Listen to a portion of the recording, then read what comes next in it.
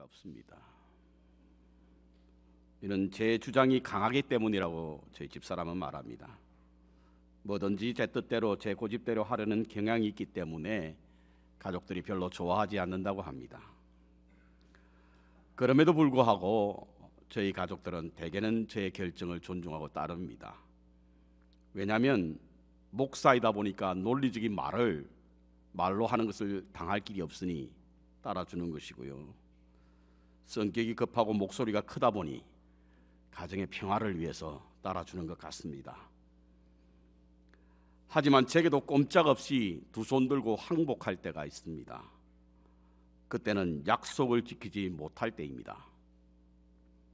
가족들의 어떤 요구에 순간의 위기를 피하기 위해서 다음에 해주기로 약속을 하고 그 약속을 이행하지 않을 때는 거의 내란에 가까운 반항으로 아버지의 권위를 뭉개며 달려들어도 저는 아무런 할 말도 없이 그냥 두 손 들고 있을 때가 많습니다. 일반적으로 약속을 이행하지 않는 경우는 크게 두 가지가 있는데요. 하나는 약속을 지키지 않는 경우가, 다른 하나는 약속을 지킬 수 없는 경우입니다. 하나는 악해서 그렇고요, 다른 하나는 약해서 그렇습니다. 약속을 했지만 후에 자신의 이익에 반할 때는 약속을 헌신짝처럼 버리는 것은 악해서 그렇고요, 또한 어떤 상황 때문에 약속은 했지만 형편이 여의치 못해서 그 약속을 지킬 수 없는 경우는 약해서 그렇습니다. 이는 인간의 한계성과 연약성 때문이라고 할 수 있는데요. 그래서 변명을 하는 거짓말을 하거나 혹은 약속을 한 일을 두고 후회할 때가 참 많이 있습니다. 악해서든 약해서든 약속을 이행하지 않으면 사람들의 신뢰감을 떨어뜨리고 그래서 사람들이 잘 믿어주지 않습니다. 세상에서 가장 불행한 사람은요, 어떤 진실을 말하여도 사람들이 그것을 믿어주지 않을 때입니다. 약속을 지키지 않으므로 사람들로부터 불신을 당하기 때문에 그와 같은 불행한 일을 경험당할 때가 참 많습니다. 하지만 하나님은 그렇지 않습니다. 사람이 아니기 때문에 거짓말도 하지 않고요, 후회도 하지 않으시는 분이십니다. 민수기서 23장 19절에 보면 하나님은 사람이 아니시니 거짓말을 하지 않으시고 인생이 아니시니 후회가 없으시도다. 어찌 그 말씀하신 바를 행하지 않으시며 하신 말씀을 실행하지 않으시랴. 그렇습니다.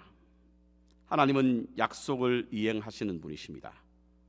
그래서 우리는 어려움도 괴로움도 하나님의 약속을 붙잡고 살아가지 않습니까? 말씀은 곧 약속입니다. 하나님과 우리의 맺은 언약이 곧 말씀이지 않습니까? 그래서 우리가 말씀을, 곧 성경을 보는 것은 하나님의 약속을 보는 것입니다. 그리고 그 약속을 지키며 믿음으로 그 약속이 성취되는 날까지 기다리며 이겨나가고 있는 것입니다. 저는 제가 제일 좋아하는 약속이 바로 로마서 8장에 있는 말씀인데요. 하나님이 우리를 위하시면 누가 우리의 대적이 되리요. 자기 아들을 아끼지 아니하시고 우리 모든 사람을 위하여 내어주시니까 어찌 그 아들과 함께 모든 것을 우리에게 은사로 주지 아니하시겠느냐. 의롭다 하시니가 하나님이신데 누가 우리를 정죄하리요. 정말 보석과 같은 약속을 저는 붙잡고 삽니다. 목회를 하다가 위기가 오고 어려움이 찾아와 낙심하고 포기하고 싶을 때에도 이 약속의 말씀을 붙잡고 있으면 평안과 위로가 오고요, 소망이 넘치게 됩니다. 그래서 다시금 힘을 얻게 되는 것이죠. 지금 우리는 언약의 관점에서 성경을 보고 있습니다. 언약이라고 하는 말에 좀 생소하신 분들을 위해서 잠깐 말씀드리면 하나님과 곧 신과 인간이 세운 것을 우리는 언약이라고 말합니다. 그러니까 하나님과 우리와의 약속이 곧 언약인 것입니다. 그래서 그냥 약속이라고 말씀하겠습니다. 지난주에 창세기 1장을 통해서 약속의 원리에 대한 말씀을 나누었습니다. 하나님이 세우신 약속은, 언약은 일방적이지만 완벽했고, 그리고 우리의 유익을 위해서 세운 약속이라는 말씀을 나누었죠. 그 이유는 하나님이 창조자이시기 때문에 그렇습니다. 창조하였다는 말의 의미는 소유권과 지배권과 통치권이 있다라고 하는 말로 우리가 이해할 수 있는데요, 모든 피조물에게 하나님은 그와 같은 그 권세가 있지 않습니까? 그래서 언약이 일방적이긴 하지만 그 언약은 완벽한 것이고, 그리고 모두 우리의 유익을 위한 것이라고 하는 사실을 우리는 지난 창세기 1장을 통해서 보았습니다. 그렇다면 궁금증이 생기죠. 왜 약속이 필요한가? 약속의 이유가 무엇인가? 그래서 오늘 본문의 제목을 언약의 이유라고 하는 말씀을 본문으로 삼아서 말씀을 접근해 보겠습니다. 본문의 배경이 되는 장소는 바로 에덴이라고 하는 동산입니다. 본문 8절에 보니까 하나님이 사람을 만드시고 동방에 에덴을 창설하셨다. 그리고 그곳에 사람이 머물게 했다라고 기록하고 있습니다. 에덴이 어디일까? 오래전에 읽은 책입니다만 어떤 사람이 메소포타미아를 여행하다가 어떤 편말을 보았다고 합니다. The way to go Eden. 100km. 이 길은 에덴으로 가는 길인데 100km만 가면 에덴에 있다. 그래서 그 사인을 본 사람은 열심히 그 길을 따라 달렸다고 합니다. 아무리 달려도 에덴은 보이지 않았다고 합니다. 지금도 에덴은 찾을 수가 없습니다, 여러분. 오늘날처럼 과학이 발달되고 인공위성이 전 세계를 들여다볼 수 있는 이 시대도 에덴 동산은 찾을 수가 없습니다. 그래서 우리는 에덴은 지구상에 존재하지 않는다고 믿습니다. 이를 신학자들은 에덴이라고 하는 동산은 공간적 개념이 아니라 관계적 개념이다라고 하는 말씀을 하고 있는데요, 에덴이라고 하는 뜻은 바로 광활하다, 넓다 이런 뜻을 가지고 있지만 행복, 기쁨, 즐거움이라고 하는 그런 뜻도 가지고 있습니다. 그래서 우리는 에덴을 꿈꾸는 거지요. 그런데 왜 에덴이 그렇게 행복과 기쁨과 즐거움이 가득한 곳일까? 그것은 바로 관계 때문에 그렇습니다. 이상적인 관계가 행복과 기쁨을 가져다 주기 때문에 그렇습니다. 아무리 많은 것을 소유한다 할지라도 관계가 불편한 사람이 결코 행복하거나 기쁨이 있을 수 없는 것입니다. 그렇다고 한다면 관계를 위해서 우리가 무엇이 필요한가? 그것은 바로 약속입니다. 약속. 그 약속의 이유가 바로 관계를 위한 것입니다. 에덴 동산은요, 이 성경 전체를 위하여 우리에게 지켜야 할 약속의 이유를 설명하고 있는데, 그것을 입증해 주는 것이 9절에 있는 말씀입니다. 그 말씀 속에 하나님이 최초로 인간과 세우신 계약인, 언약인 생명나무와 선악과가 존재합니다. 에덴 동산에 가장 먼저 나오는 것이 바로 선악과 아닙니까? 약속을 상징하는 나무입니다. 이것이 동산 중간에 떡하니 서 있다는 이야기지요. 그렇다고 한다면 관계에 있어 가장 중요한 것은 뭐냐면 약속이고요, 그 약속을 상징하는 것을 하나님께서는 동산 중간에 딱 세워놓으셨다는 이야기죠. 그래서 우리는 약속을 위해서, 관계를 위해서 약속의 필요함을 본문은 말씀해주고 있습니다. 간혹은 어떤 분들은 왜 하나님이 선악과를 만들어서 이렇게 우리를 골치 아프게 만드시냐라고 묻는 분들도 있습니다. 그런데 선악과는 하나님과 우리의 관계를 위해서 만들어 놓으신 거예요. 관계를 위해서.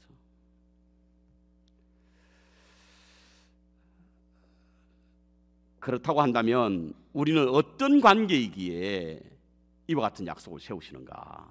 하나님과 사람과 사물에 관한 우리가 어떤 관계이길래 하나님께서는 약속을 세우셨는가? 첫 번째로 우리는 하나님과 근원적 관계가 있습니다.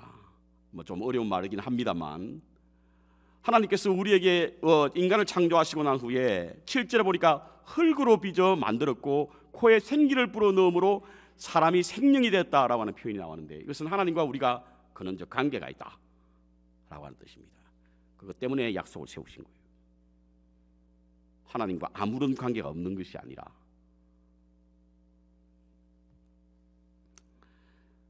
옛날에는요, 목사가 설교하면 그것으로 다 교인들이 만족을 얻고 그것을 진리로 받아들일 때가 있었습니다.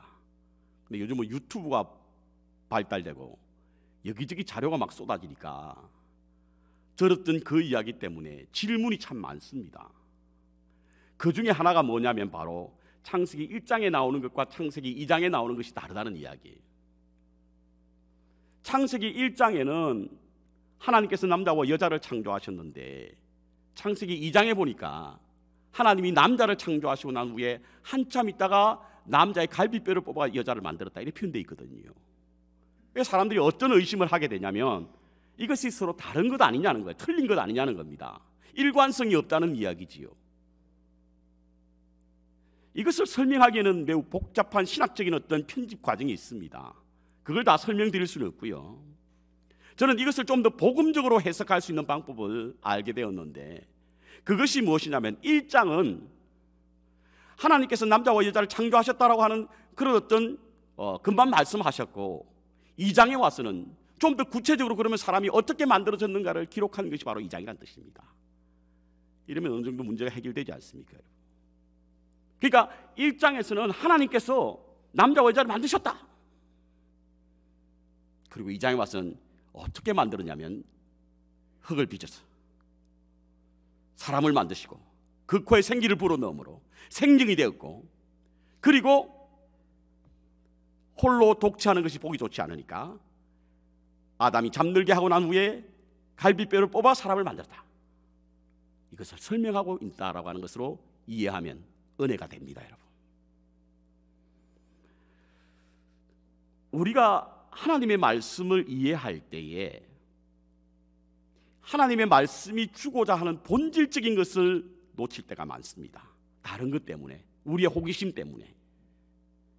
오늘 창세기 1장과 2장에 나오는 사람을 창조하신 모습은요, 그 사람이 언제 창조되었느냐, 남자와 여자가 따로 창조되었느냐, 같이 창조되었느냐, 그것을 전하고자 한 것이 아니라 사람이 어떻게 창조되느냐, 그 말씀을 하고 싶은 거예요.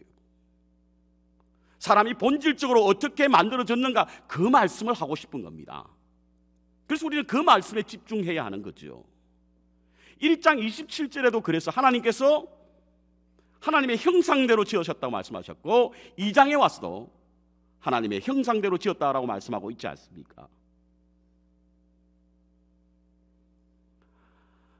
간혹은 천지 창조에 관한 기사가 성경에만 나와 있다라고 주장하는 분이 계신데, 그것은 맞지 않습니다.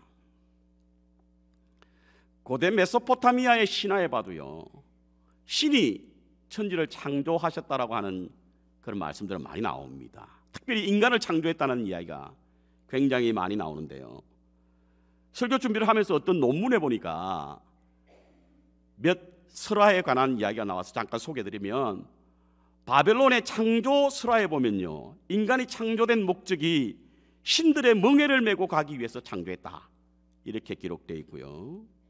메소포타미아 신화에 나오는 아트라카시스 스사시에는 인간 창조의 설화가 매일 고된 노동을 하던 그러한 하급 계층의 신들이 데모를 했대요.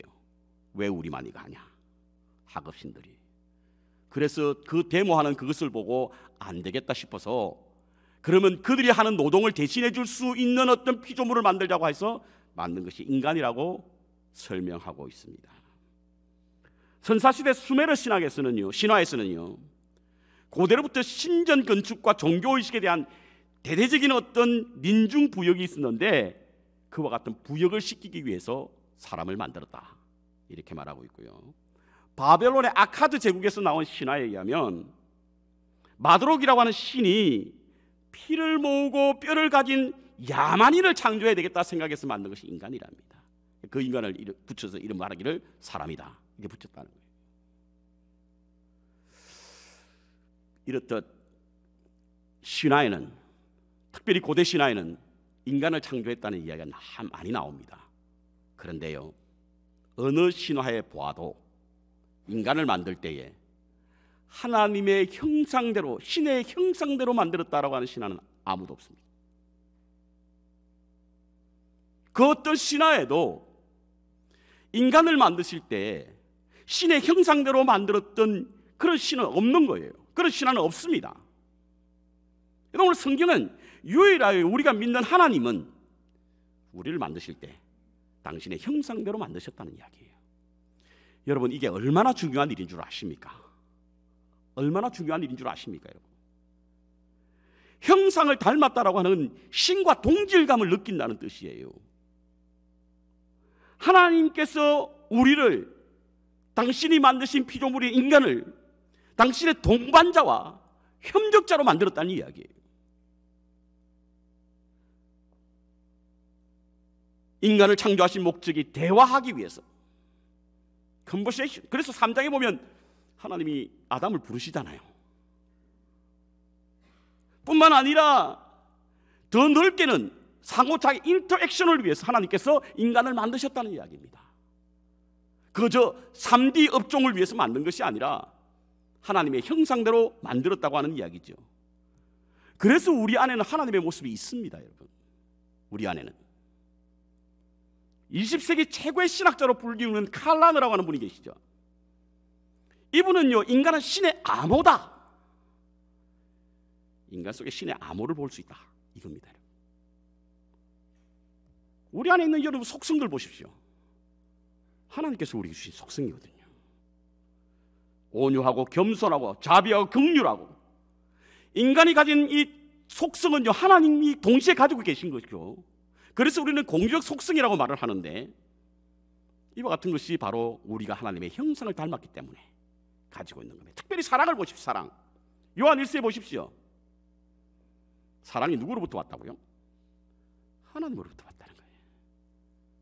동물적 사랑 말고요, 본능적 사랑 말고요, 아가페오적 사랑, 이와 같은 사랑은 하나님으로부터 왔다는 겁니다. 희생적 사랑은 하나님으로부터 왔다는 겁니다. 이것이 우리 인간에게만 가질 수 있는 것인데, 그것은 바로 우리가 하나님의 형상을 닮았기 때문에 그렇습니다. 그래서 전도서에 보면요, 하나님은 우리에게 영혼을 사모하는 마음을 주셨다. 하나님은 우리에게 영혼을 사모하는 마음을 주셨다라고 전도서에 말하고 있고요. 인간은 누구에게나 의식적이든 무의식적이든 신의 존재를 믿고 있지 않습니까? 초대 교부였던 어거스틴, 기독교의 한 핵을 걷다라고 말할 수 있죠. 이분은 젊은 시절에 참 방탕한 삶을 살았던 사람입니다. 만이교에 빠져가지고 한동안 근심케 만들었고요, 유부녀와 동거생활도 했고요. 그야말로 참으로 방탕한 삶을 살았던 사람이 어거스틴입니다. 그런데 그가 주님 하나님과 만남이 있지 않습니까? 그러고 나서 회심합니다. 그때 쓴 책인 고백록, 우리 개신교 목회자나 혹은 성도들이 읽어야 할 필독스 가운데 하나인 고백록, 거기에 보면 그가 회심하고 난 후에 하나님 당신 안에 안식할 때 참된 평안을 얻을 수 있었습니다 라고 하는 고백이 나옵니다. 이것은 무엇을 의미합니까? 우리가 하나님의 속성을 닮았기 때문입니다. 하나님의 형상대로 지음을 받았기 때문에 그렇습니다. 시편 기자는 자신이 어려움 중에도 평안과 고요를 누리는 것은 마치 젖된 아이가 어미 품에 안긴 것과 같이 내 중심이 젖된 아이와 같다. 무엇을 말하는 겁니까? 우리가 하나님의 형상대로 지음을 받았기 때문에 비록 젖을 뗐지만 어미 품에 안긴 것 같은 평안과 고요를 얻을 수 있다는 사실인 것입니다. 요한복음 15장에 나오는 하나님은 포도나무에 우리는 가지라고 하는 이 말씀도 역시 우리가 하나님과의 근원적 관계를 형성하고 있다는 말씀이고요. 그래서 우리는 하나님을 떠나 살 수 없다라고 하는 이야기입니다. 이와 같은 근원적 관계를 가지고 있기 때문에 우리는 하나님께서 그 약속을 위해서 그 관계를 위해서 언약을 세우신 겁니다. 그러니까 여러분, 이 말씀은요, 하나님과 관계를 위해서 하나님 주신 거예요. 우리가 뗄래야 뗄 수 없는 근원적 관계, 그 관계를 위해서. 그래서 여러분 말씀 읽어보면 어떻게 하면 하나님과의 관계가 깊어지고 어떻게 하면 하나님과의 관계가 멀어지느냐, 이 말씀이잖아요.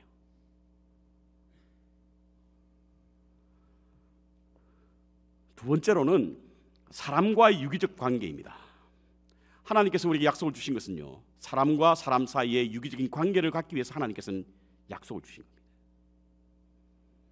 유기적이다, 혹은 유기체다라고 하는 말을 많이 들었는데요, 이 말은 매우 밀접해서 도무지 뗄 수 없는 그런 관계를 말할 때 유기적이라고 말합니다. 예를 들어서 활과 화살은 뗄래야 뗄 수 없죠. 하나만 가지고는 안 되잖아요. 같이 가야 되지 않습니까? 이것을 유기적인 관계라고 부르는 거죠. 바이올린과 활도 마찬가지입니다. 하나가 있을 때는 그 기능을 못하죠. 분리될 수 없는 것입니다. 이와 같은 것을 우리가 유기적 관계라고 그러고요, 남편과 아내도 마찬가지입니다. 하나님께서는 이 아담의 모습을 보이면서 우리에게 사랑과의 유기적인 관계를 갖게 하기 위해서 약속이 필요하다는 말씀을 해주신 거예요. 아담이 홀로 사는 것이 하나님의 눈에는 매우 불편해 보였습니다.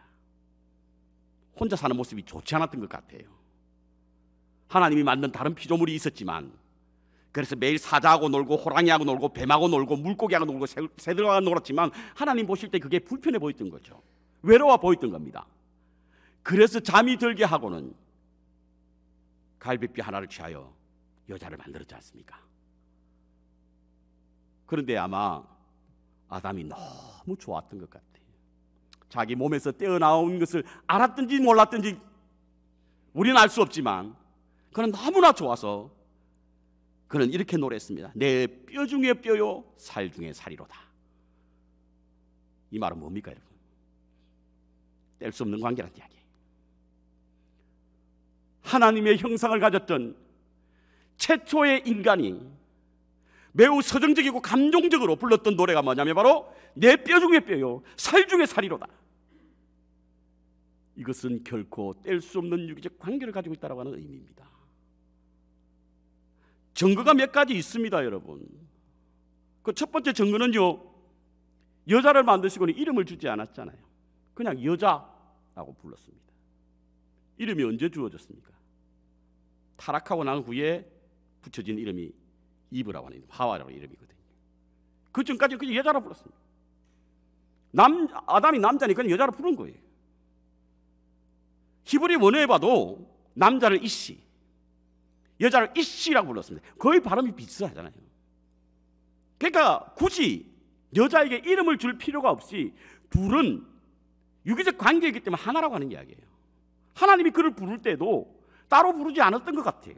우리가 흔히 그런 노래가 있지 않습니까? 예스라 하고 할아버지라 부르니 아버지하고 아들하고 같이 간 거예요. 할아버지가 너 말고 아버지, 뭐 그런 노래 아시죠? 그와 같이 불렀던 거예요. 왜? 둘이는 하나였기 때문이에요. 뿐만 아닙니다. 벗었지만 부끄럽지 않았다고 그러잖아요. 왜? 하나이기 때문에. 자기 몸 보고 부끄러워하는 사람은 없습니다, 여러분. 여인 아담과 하와가 다 벗었지만 부끄럽지 않았던 것은 서로 하나이기 때문에 그런 거예요. 이와 같이 하나님께서는 아담과 하와를 통해서 인간과 인간의 관계는 유기적인 관계가 되어야 하기에 하나님의 약속을 주신 거예요. 약속을 주신 겁니다. 우리가 흔히 교회의 성도들을 말할 때 뭐 지체라고 말하죠. 기도하시는 우리 분들도 지체라고 하는 표현을 쓰는데요, 지체라고 하는 뜻이 뭡니까? 한 몸에 붙어 있는 그런 유기적 관계에 있는 그런 우리 몸에 붙어 있는 여러 가지 지체라고 하는 뜻이거든요. 그리스도를 머리에 두고 우리 모두는 지체라는 뜻입니다. 이게 잘려나가면 아파야 하는 거예요. 그래서 하나님께서 이 말씀을 주신 것은 너희가 이 땅의 사람과의 관계에서 유기적 관계를 가지려면 어떻게 해야 되냐, 그것을 알려주는 것이 약속입니다. 약속. 십계명에 보십시오, 여러분. 십계명 1장과 첫 번째 계명과 네 번째 계명은 우리가 하나님과 근원적 관계에서 우리가 어떠한 약속을 지켜야만 하는 것인가에 대한 말씀과 다섯 번째부터 열 번째까지는 뭡니까? 인간과의 관계 속에서 어떻게 하면 유기적 관계를 가질 수 있는가에 대한 약속의 말씀이 십계명이에요. 그 이후에 나오는 율례와 율법도 규례도 다 마찬가지입니다, 여러분. 하나님의 십계명을 어떻게 하면 지켜야 될 것인가에 대한 율례, 그것을 지키지 않으면 벌을 받게 될 규례, 이와 같은 것은 다 우리가 하나의 이웃과 나, 사람과 사람과의 관계 속에서 유기적 관계를 갖는 일에 어떻게 해야 되는가에 대한 약속이 바로 이 말씀 속에 나와 있다는 거예요. 이웃을 사랑하라는 말, 뭐 다 같은 의미입니다.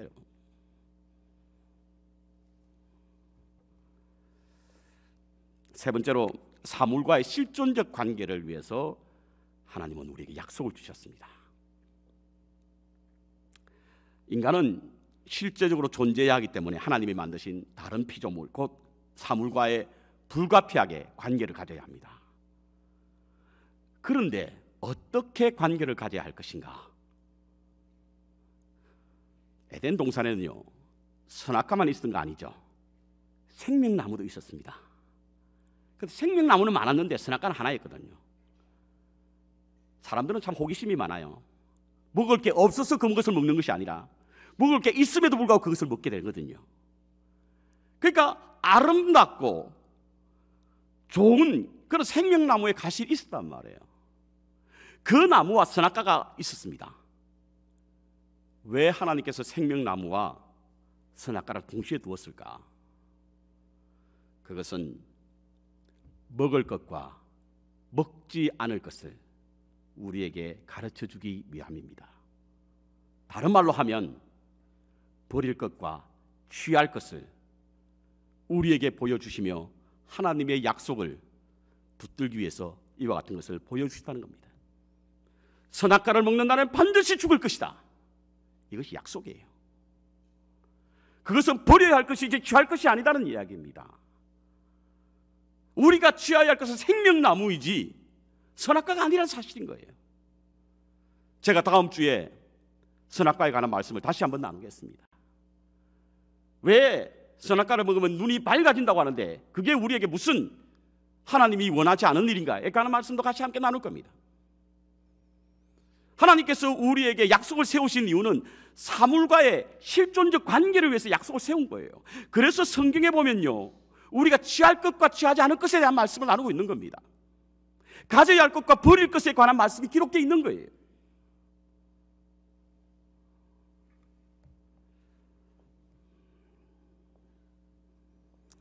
(5절과 6절에) 보면 하나님께서 땅에 비를 내리지 않으셨다라고 하는 말씀을 하셨고요, 안개만 땅에서 피올랐다. 비가 언제부터 왔죠? 비는요, 노아의 홍수 때부터 왔습니다. 그 전까지는 비가 오지 않았어요. 그런데 어떻게 생명나무와 선악과가 살 수 있었지? 그것은 오늘 본문 그 다음 절에 나오는 10절부터 보면 에덴에서 흘러나오는 물이 동산을 적셨다, 이렇게 기록되어 있습니다. 이것은 무엇을 말합니까? 하나님께서 선악과도 만드시고 하나님께서 선악과도 키운다는 이야기죠. 왜? 관계를 위해서 약속을 소중히 여기시기에 지키면 복을 받고 지키지 않으면 벌을 받는다라고 하는 분명한 약속을 알게 하기 위해서 선악과를 그곳에 두게 한 것입니다. 그렇습니다. 사물과의 관계에서 버려야 할 것이 있고 취해야 할 것이 있습니다. 여러분, 분별하시는 지혜가 있어야 될 줄로 믿습니다. 그 뜻을 따라 행할 때에 우리는 하나님의 백성이 되고, 그렇지 않으면 하나님으로부터 버림받은 백성이 될 수밖에 없습니다. 다음 주에 선악과에 대한 말씀을 좀 나눌 것이고요, 이와 같이 근원적인 관계, 존재론적인 어떤 관계, 유기적인 관계, 그리고 실존적인 관계를 통해 하나님이 약속을 세우신 것입니다. 그것이 바로 이 말씀이에요. 그래서 우리가 말씀을 읽을 때는 하나님의 약속의 관점에서 읽어야 합니다. 미국에서 가장 존경받는 대통령은 에이브람 링컨으로 잘 알고 있습니다. 에이브람 링컨이 인디아나주 가난한 시골 마을에서 태어났다고 그러죠. 그는 글을 배울 수 있는 기회도 없어서 그의 어머니를 통해서 성경을 가지고 글을 배웠다고 합니다. 그리고는 성경의 가르침대로 자랐다는 이야기죠. 하지만 그렇게 믿음으로 양육하시던 그 링컨의 어머니면 링컨이 11살 되던 해에 세상을 떠나게 됩니다. 세상을 떠나면서 링컨에게 이와 같은 말을 했다고 합니다. 아들아, 나는 세상을 떠나 하나님 앞으로 간다. 내게 좋은 집도 좋은 밭도 그리고 어떤 재산도 주지 못했다. 왜냐하면 내가 가진 것이 하나도 없기 때문이다. 하지만 내가 가진 유일한 것을 내게 주는데 그것은 이 성경이야, 성경. 이것을 주고 갈 테니 한평생 이 말씀 가운데 있는 것을 보배로 삼고 재산을 삼고 양심을 삼아 말씀대로 살아라. 그리하면 하나님께서 너의 길을 형통케 해 주실 것이다. 그리고 세상을 떠났습니다. 이후에 링컨은 그 어머니의 말씀을 명심하고 물려주신 성경을 애독하면서 평생 동안 그 성경을 손에 쥐고 살았다고 합니다. 언젠가 링컨 대통령이 섬겼던 그 교회 담임 목사님이 신방을 한번 갔었대요. 그런데 회의를 하느라고 링컨은 그 사무실에 없었고 그 목사님 그 사무실을 이렇게 둘러보다가 책상에 펼쳐져 있는 성경을 보았다고 합니다. 그런데 그 성경에는 얼마나 어떤 요절에는 많이 읽었는지 손때가 묻어서 글자가 제대로 보이지 않더랍니다. 버락 오바마 대통령이 취임식할 때 링컨 대통령이 있었던 성경책 위에 손을 얹고 기도했다고 그러죠. 선서했다고 그러죠. 성경적 삶이 그로 하여금 가장 위대한 대통령이 되게 해 주신 줄로 믿습니다. 왜냐하면 성경은 하나님의 약속이기 때문에 그렇습니다. 하나님은 그 약속을 반드시 지키는 분이시기 때문에 그렇습니다. 말씀은 약속입니다. 그 말씀 안에는 충분성과 완전성이 있습니다. 그러므로 우리의 인생의 해답을 하나님의 말씀 속에서 찾으시기 바랍니다. 그리고 그 약속을 주신 것을 바로 관계를 위한 것이고 하나님의 약속을 읽고 묵상하고 지킴으로 하나님과 더욱더 밀접한 관계, 돈독한 관계로 하나님과 동행하는 믿음의 삶을 사시기를 주님의 이름으로 축원합니다.